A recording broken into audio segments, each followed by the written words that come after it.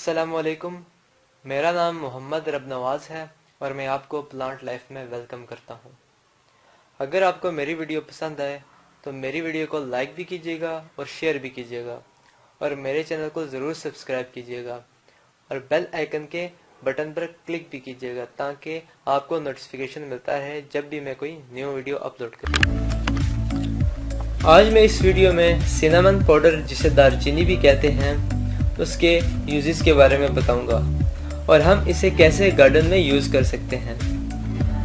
Number one पे आता है कटिंग के लिए। इसे अगर हम कटिंग पे लगाएं तो ये कटिंग को फंगस से बचाता है और रूटिंग में आसानी करता है।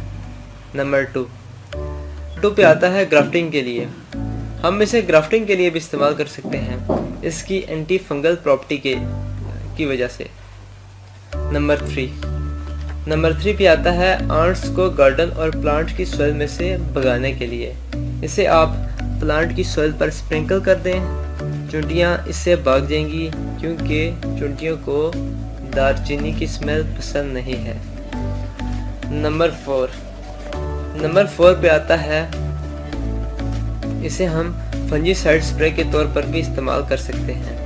आप इसे वाटर के साथ मिक्स करके प्लांट्स के अफेक्टेड हिस्से पर स्प्रे कर दें। नंबर फाइव पे आता है गार्डन में से मशरूम को ख़त्म करने के लिए। आप इसे जिस जगह मशरूम हैं वहाँ स्प्रिंकल कर दें तो वहाँ से मशरूम ख़त्म हो जाएगी। नंबर सिक्स पे आता है सीड्स को फंगस से बचाने के लिए।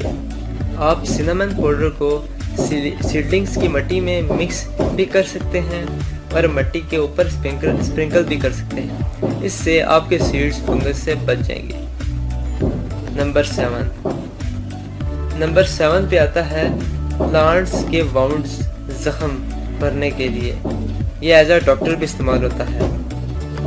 या फिर आपके प्लांट्स इंजर्ड हों या ज़्यादा आपने उसकी प्रोनिंग कर दी हो या पेस्ट के ओपन वाउंड्स पर अटैक, तो आप इसे जस्ट उस जगह स्प्रिंकल कर दें।